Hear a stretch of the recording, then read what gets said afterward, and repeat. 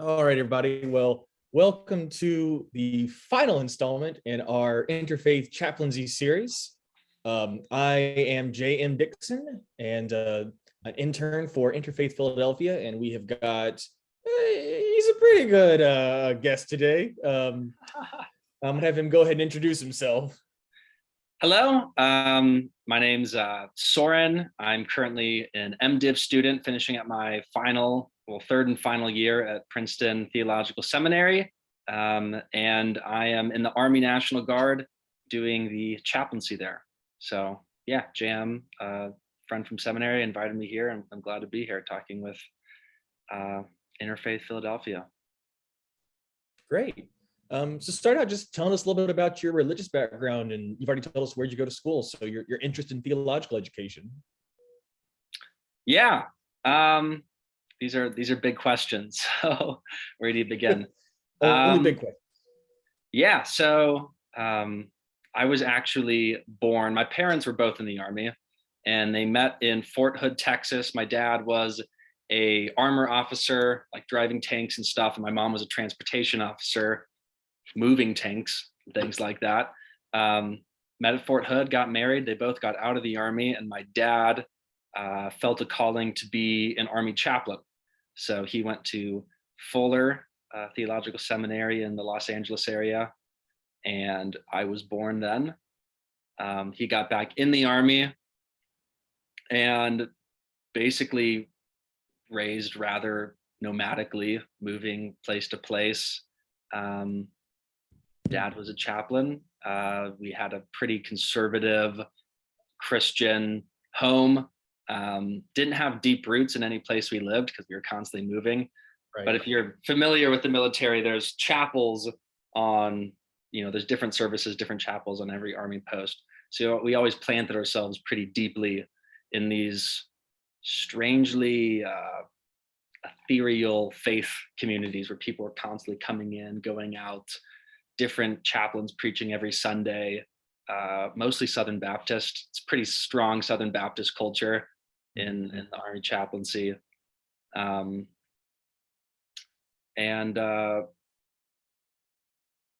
Moved to from California when my dad graduated seminary. We moved to Fort Stewart, Georgia.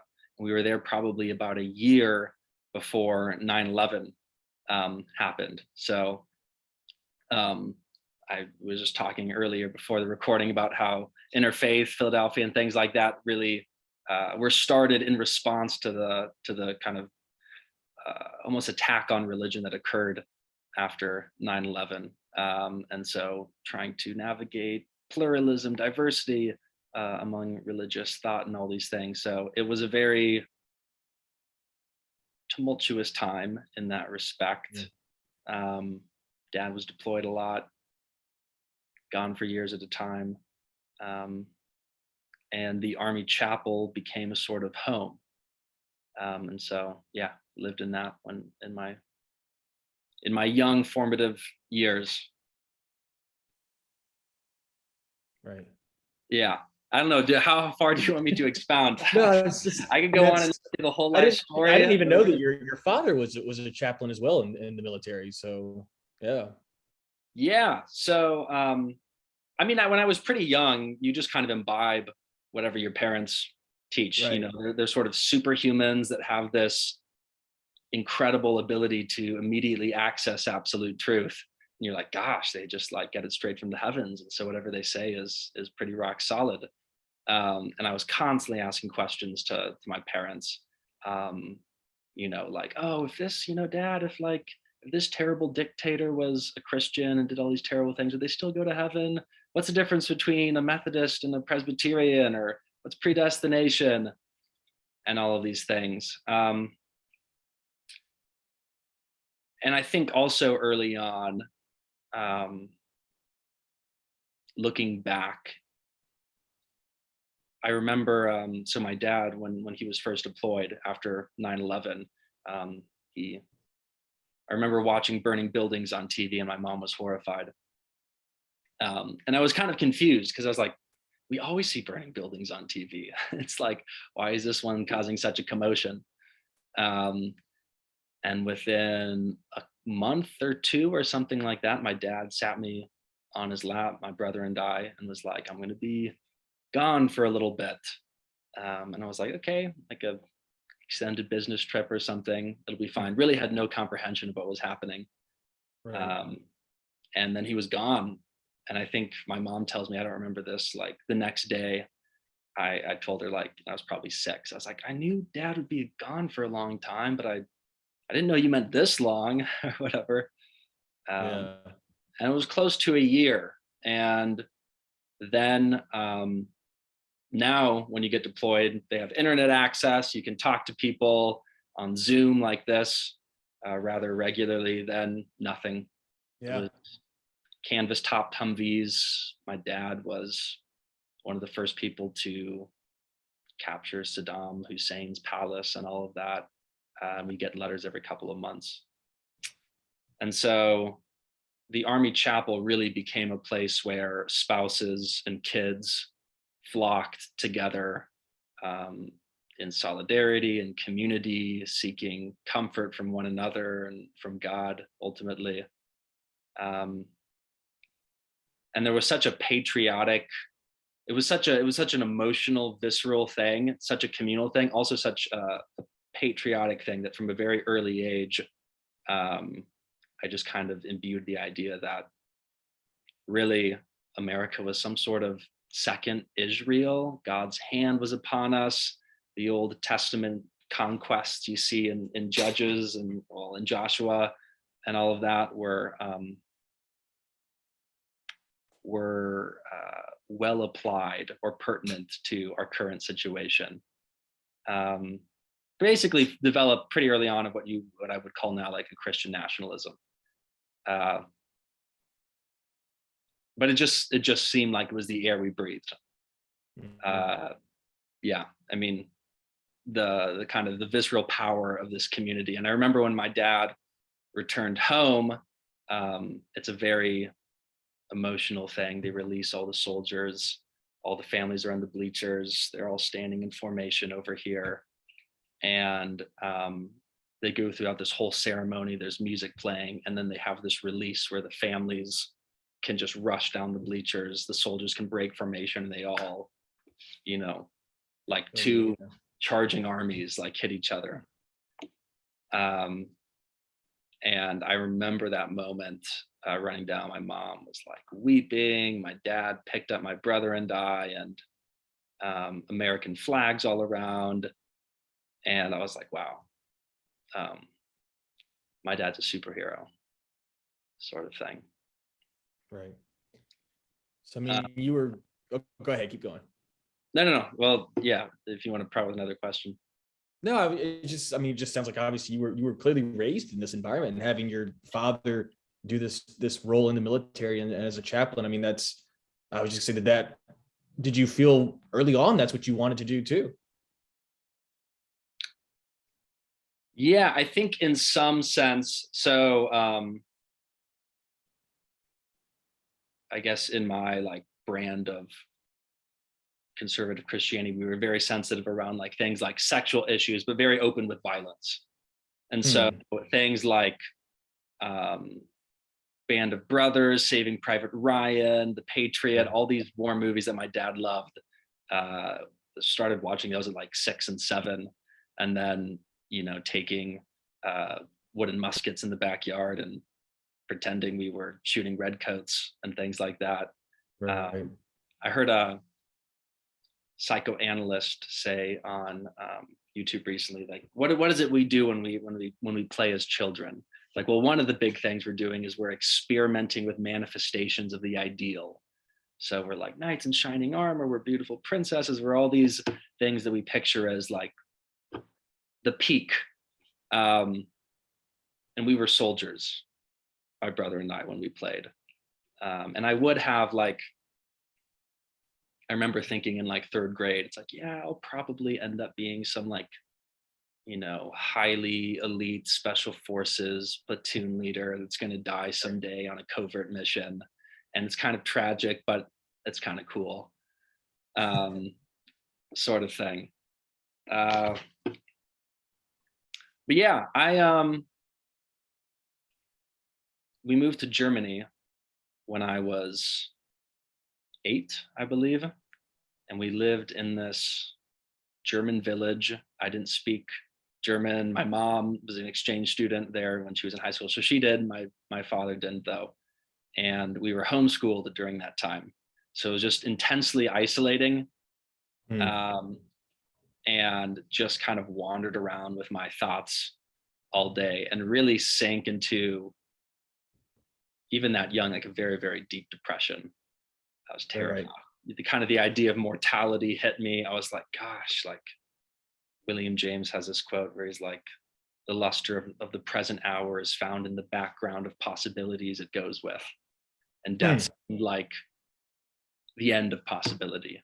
And so how could Right. there be Hmm. luster in the present Yeah. moment?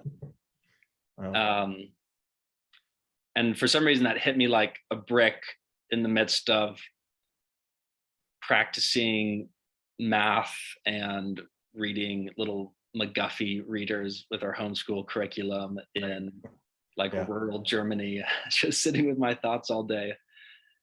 And that was really when I think faith, several months, I don't know how long, 6 months, 9 months of that, before my parents put us back in public school. Kind of in the midst of that time was when like faith clicked, in terms of like, wait, um, these are the sort of things we talk about at church, right? Um, this sort of sadness around life and like the feeling that the feeling that the world needs to be redeemed, and how does the present moment have luster, and how do we find hope? Um, and so faith then, maybe my faith split in a at that period. I had one like this very intimate sense that Jesus was my friend and sat with me and saved me, and was, there was this intimacy and love. And on the other hand, um, maybe the external sort of Christian nationalism, where looking back now, Jesus was kind of the exemplar of domestic virtues and the way to spiritual salvation. Um, but then you got to get pragmatic with like the hard knock aspects of life, and justice, um, in the war hockey sense, um, and warfare and Old Testament conquest. Those were um, those were just the brutal realities of life, which Christianity was also, fostered, or at least, the Sermon on the Mount was true, but also God was a warrior on a white horse, and that picture applied to us in the United States as American military people. Um, so yeah, kind of sat in that for a while, and moved back to the United States when I was 11 or so, Mhm. and we moved to Fort Riley, Kansas. And I was homeschooled again there. And those were kind of the throes of childhood, where I would just finish school at 11, at 12 in the morning, and then build forts in the woods all day with other homeschool friends, and just lived in like bliss. Yeah, really, really good times. And just kind of held on to the faith that I had absorbed in um, in Germany. And then, so I would work at summer camps in Colorado, and this was part of the OCF, Officer Christian Fellowship organization, which is basically like a Christian military, organization that, amongst other things, had summer camps in like different spots in the country. And so I would work there in the summers and had pretty profound faith experiences, but also tied up with the military and all of that. And I had just returned home from summer camp.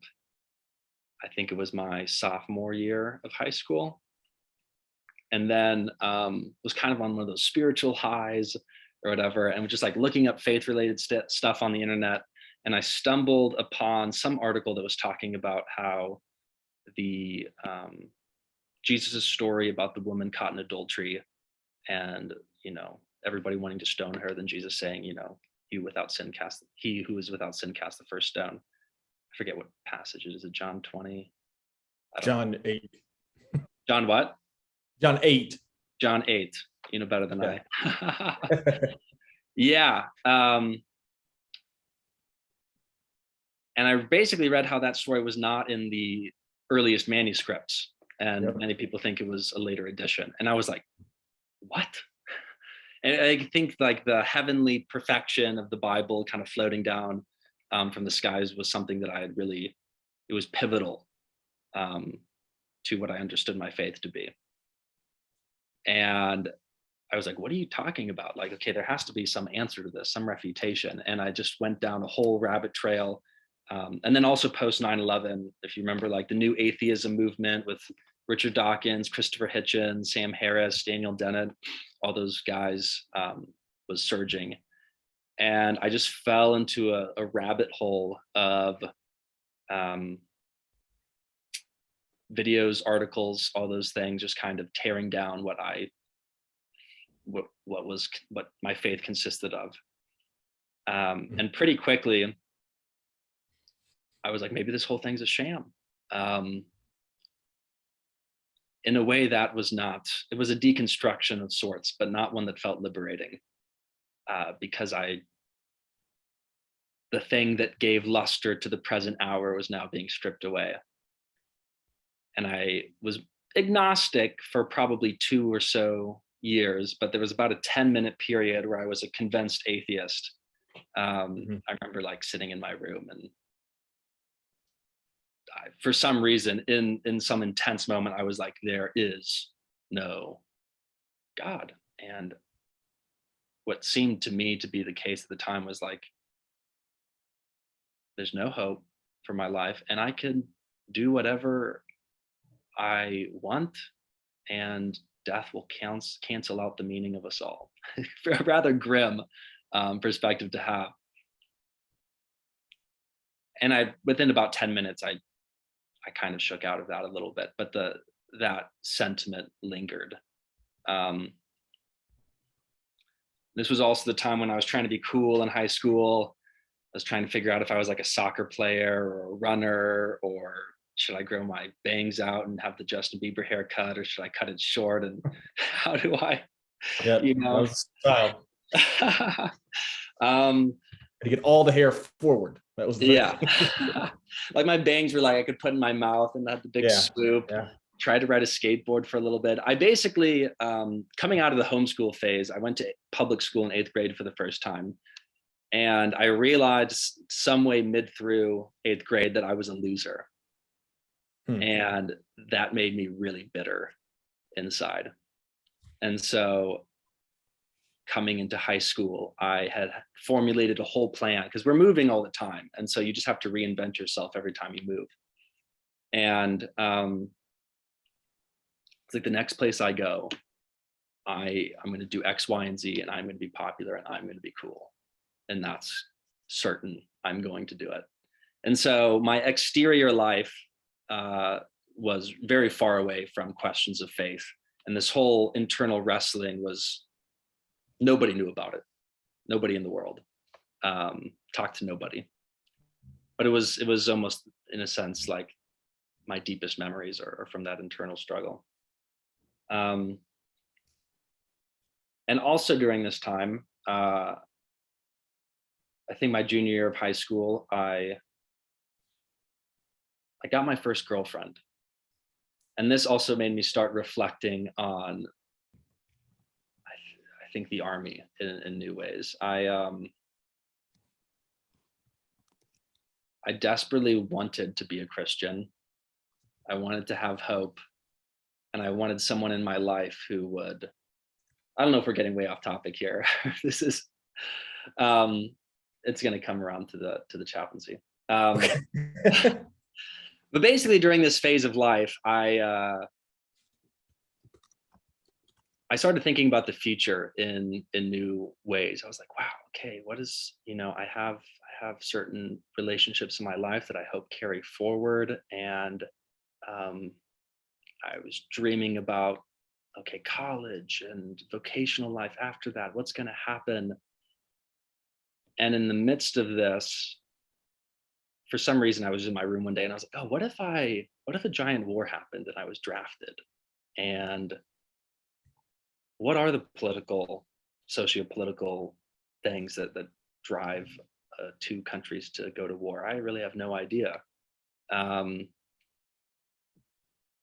even if I was deployed in the army, would I really have much of an idea? And then say I died out there, gosh, everything that I know would be gone, kind of my future canceled. And in all the war movies I watch, it's really only the lives of the main characters that seem significant, but actually every single person that dies is sort of like a window into the universe that's being snuffed out. Every young person has these hopes, dreams, longings, desires to some degree. And I think the callousness, the way I was raised with violence seemed very callous to me at that point, and shocking. And for the first time, I was like, should I be a pacifist? I could never tell my dad, I could never tell my parents this. But man, I don't know, what should I do? College came around though, and I got an ROTC scholarship. I'll just go through this quickly, but I got an ROTC scholarship.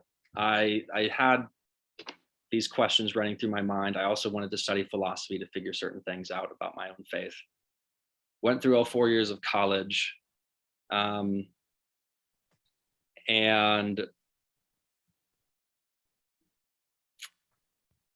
I realized that it was a difficult thing. It was a difficult thing. My personal temperament is not typically, not many people in my ROTC unit had that, nor in like the Army training that I would have.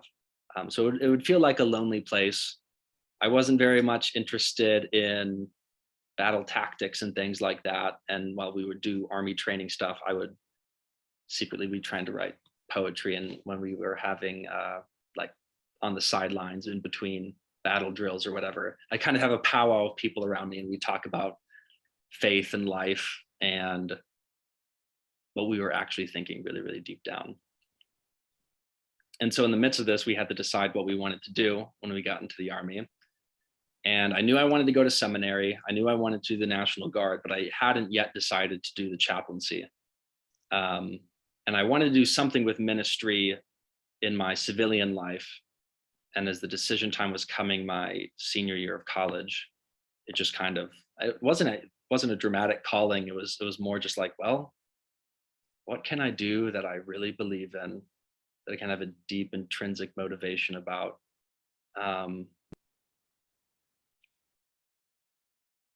In the Army, well, I guess it's the chaplaincy.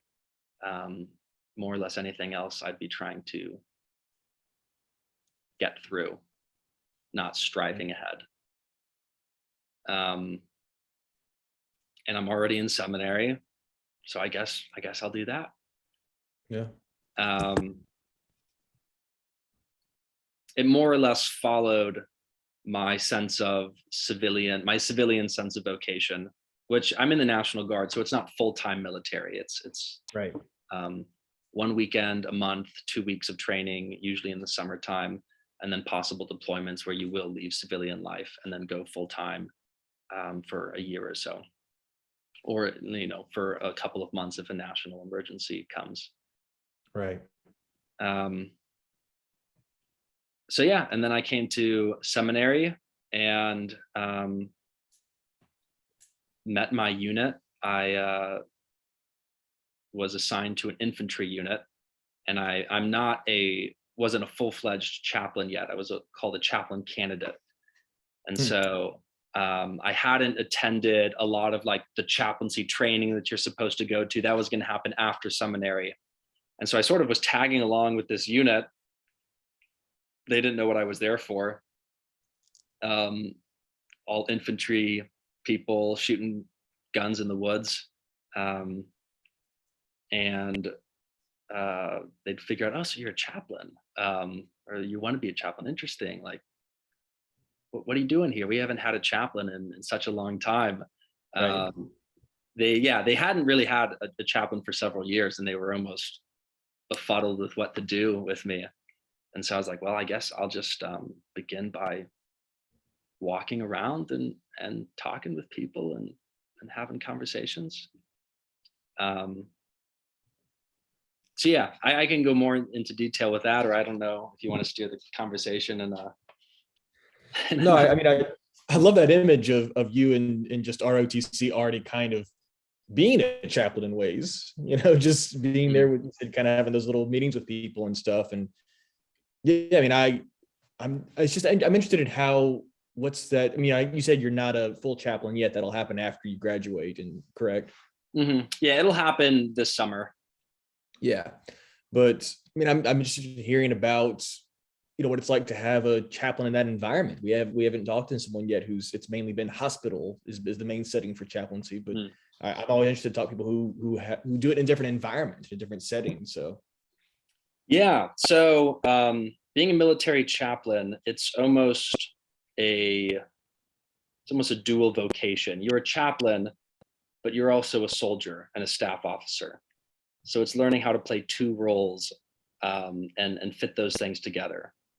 So I still very much feel like I'm in my chaplaincy role. I'm in the shadow of my dad. My dad he was a really, really good chaplain.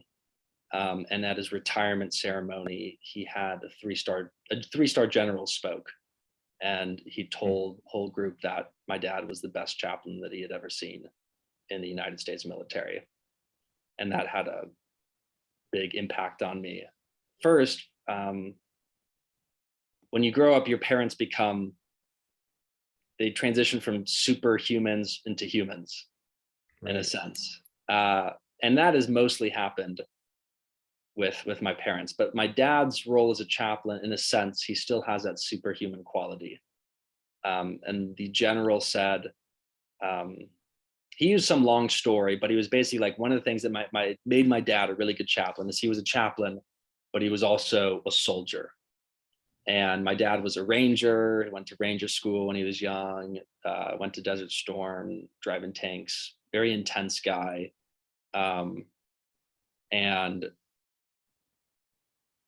yeah, I mean, a leader in the kind of hua, tough, ready, let's go soldier arena, as well as the faith arena. And so in a lot of combat arms, so in the military, you have combat arms units and you have support units. So combat arms is going to be like tanks, it's going to be infantry, it's going to be artillery, that kind of rough and ready, like face the enemy. And then you have the support units, which supply them with ammunition, with gear, with food. And so especially in the combat arm units, there's a culture there that's, you have to prove yourself within in order to touch people. And not necessarily prove yourself in just being like toxically masculine or something, but there's a sense in which they need to know that you understand and that you're in it with them and you're not naive about what's going on. So my dad was very good at that.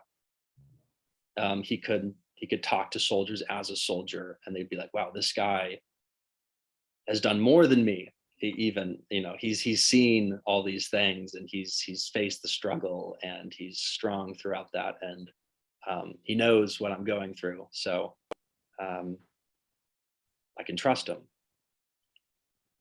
And with myself, I always knew that I was not a soldier in the same way as my dad. And there's many ways to be a soldier, but the way that my dad did it was very different than the way that I would be able to do it. Mm-hmm. When I was walking around, I found I was not as great as, jumping into a big circle of people, commanding everybody's attention. Hey, we're doing the chapel service over here. Come on, light military small talk. The times that I think my strength showed, and there's a couple, more one-on-one conversations, counseling. There was really my first thing I ever had to do as a chaplain pretty early on. They called me over and there was like, hey, there's somebody in such and such a unit who just had sort of a mental breakdown and he's refusing to do anything and he's sitting in this room and he says he doesn't want to come back to drill and he wants to go AWOL. Can you go talk to him? And I was like, okay. Right. And just kind of sitting down one-on-one with this person and like, hey man, what's going on? Try to disarm, because he's trying not to embarrass himself in front of his sergeant and his platoon leader. He already feels greatly embarrassed. And how do you reach somebody's heart and their soul in an environment that's hard to be vulnerable within? Mm-hmm.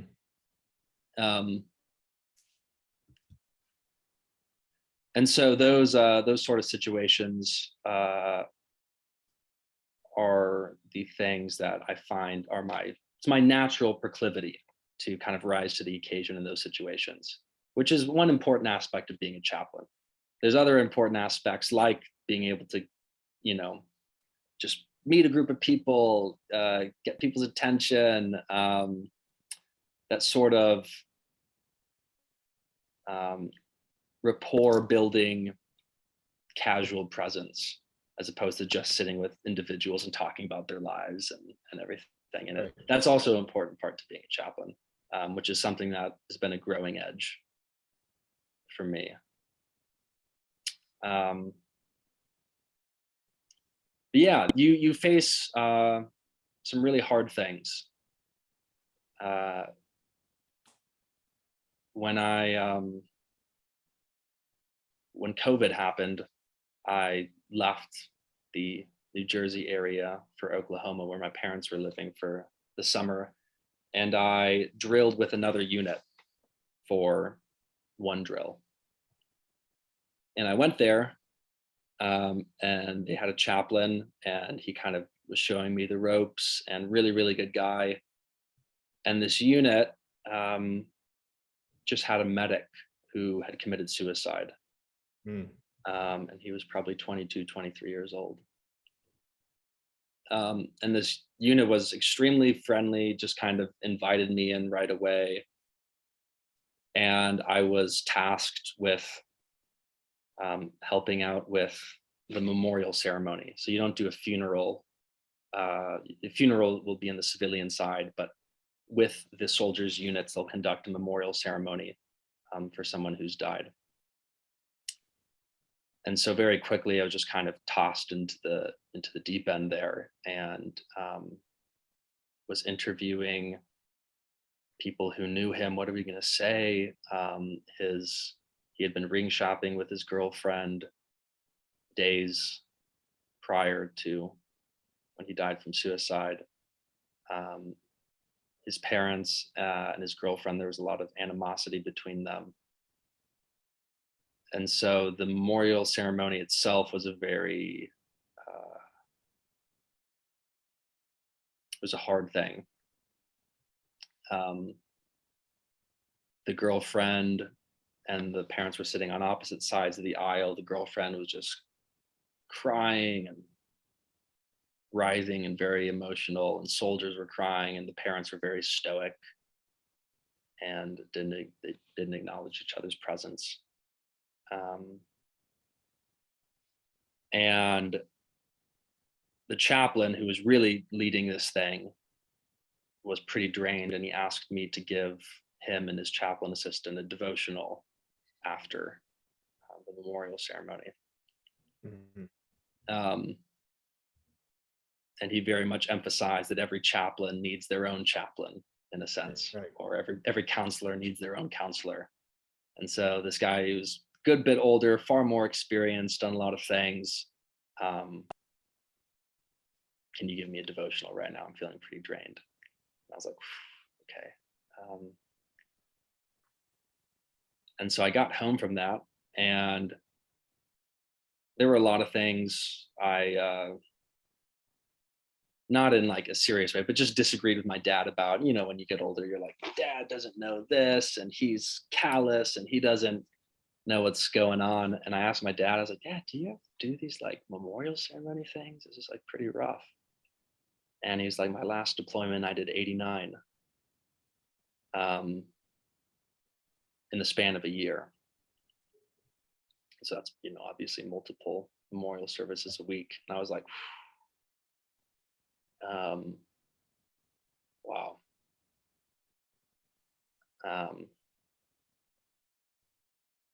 So yeah, my dad has handled the things he's seen and the brokenness, the sadness, the hardship of the military with a strength that I don't quite understand.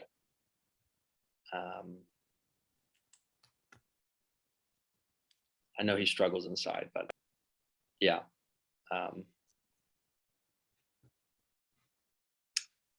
Yeah, there was also an instance where another unit called me over, had to talk to so-and-so soldier isn't doing well. Can you come and talk to this person? And I guess this gets into the particularly like Christian aspect of my role as a chaplaincy.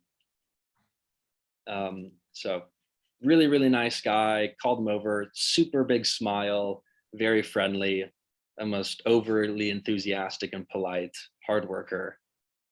And we go walking for a little bit, and he starts talking about his life, and he slowly starts breaking down. And then he just kind of falls against a tree and he's crying. And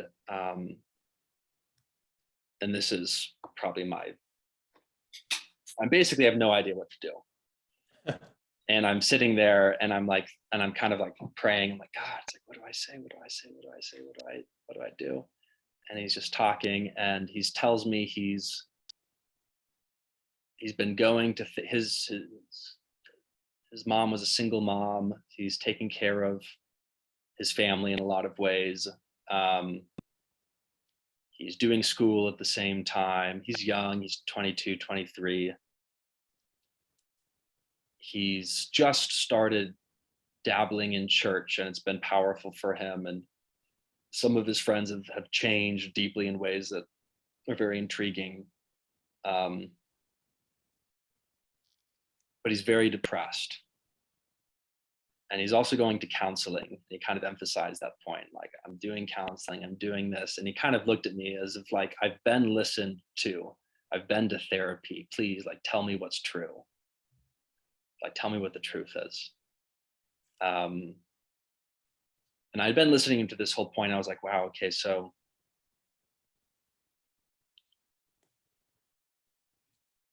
he's been to therapy.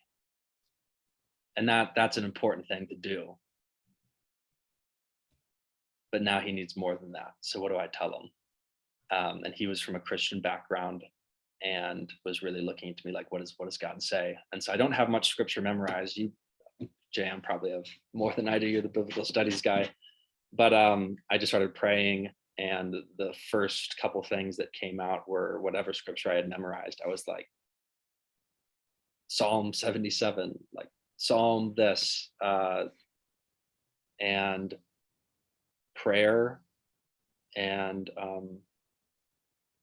the story of the gospel, life, death, and resurrection of Jesus Christ.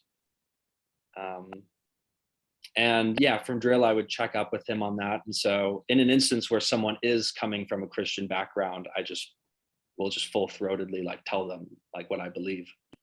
In the prior instance where the soldier just wanted to kind of go AWOL, he wasn't necessarily coming from a Christian background. So in that instance, I was more trying to develop with him like a practical plan for how to cope with stress, with anxiety, with his military duties and things like that.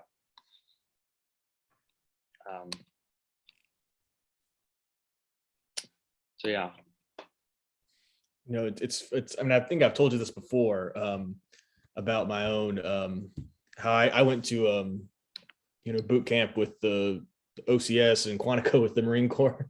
I think I talked about that, and the thing that I remember there was that with it, the chaplain was a guy named Father Henry, and he was always just like, I'm just trying to get you to be your best self and whatever you need right now through this time, and there were a lot of people, myself included, who would say, I went to every single chapel service. I went to some Shabbat services. I was going to whatever I could just to get, out of especially the boot camp grind. But, I was curious if what was that like for you? Have you ever been in places where you needed to serve with someone who, wasn't from your faith background, or is that kind of, I guess that level in serving this kind of capacity? So. Yeah. So I guess from the military leadership perspective, the reason they have chaplains isn't because, the military has an invested interest in a particular faith. It's for the readiness of the unit. When spiritual cares and spiritual needs are taken care of, people perform better. And so they have chaplains out there. It's very pragmatic. Which there's a bit of tension with, like, in a sense, that's not why every individual chaplain is there. Me as a chaplain, I don't, go out there thinking, okay, military readiness. I'm thinking more on an individual basis. Okay, this human being, this person. But one of the profound experiences I had when I was at the Army training thing while I was still in ROTC, so not a chaplain yet, there was a really good chaplain that we had, like you were talking about at your time at boot camp. Everybody goes to chapel all the time. Yeah. And he was addressing, he was also Christian, but he was addressing every faith perspective. And the morale in our little platoon would just soar when he came. And we would be woken up at like 3 a.m. to go on some 8-mile ruck. Mm-hmm. And then you're miserable, you're going, and you see he's next to you and he's offering you water, and he's rucking also at 3 a.m. And he's like praying for you, and you're like, this guy. It's like, wow, okay, we can do this. It's a huge morale booster, and had nothing to do with the particularities of like any one theology. So a lot of it is like the human solidarity that is, of a spiritual presence that's with you in the midst of a hard time. And that addresses everybody. Going into more particular conversations with individuals.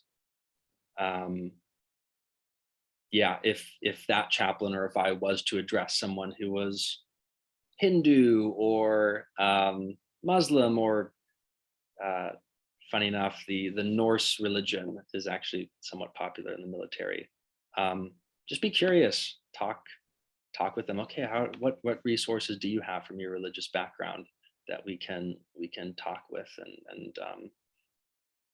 and utilize to bring hope, peace, encouragement in this situation. And let's just talk as two human beings who share an experience of faith, and we can get a long way with that. Well, we're kind of coming to the end of our time, so I wanted to give you a minute to, I've appreciated you sharing your story and all this for our series here. But I wanted to give you a minute for any final thoughts as we finish up here. Yeah, final thoughts. If anybody is thinking about the military, chaplaincy, it's a they need chaplains in the military, and it's a very multifaceted, dynamic, and kind of complex space to be in, and especially with like, yeah, it's almost a polarized space to be in as well, with kind of political dynamics these days. But if it's on your radar, I think about it seriously. And it's a field where a lot of people open up their hearts to you, are ready to get very vulnerable very quickly, and are facing very difficult and strenuous periods of life, and things they have to do. And having spiritual support there is very impactful for the people that you'll be with. Yeah. Well, Soren, thanks again for taking your time to talk with us about your experiences with chaplaincy and your faith journey. And yeah, I mean, very much appreciated. Yeah, sorry, I rambled on in the beginning a little too much about biography, but It yeah, happens. glad to be here, and glad to be here, and be able to share these experiences with you. All right, thanks. Yeah, sounds good.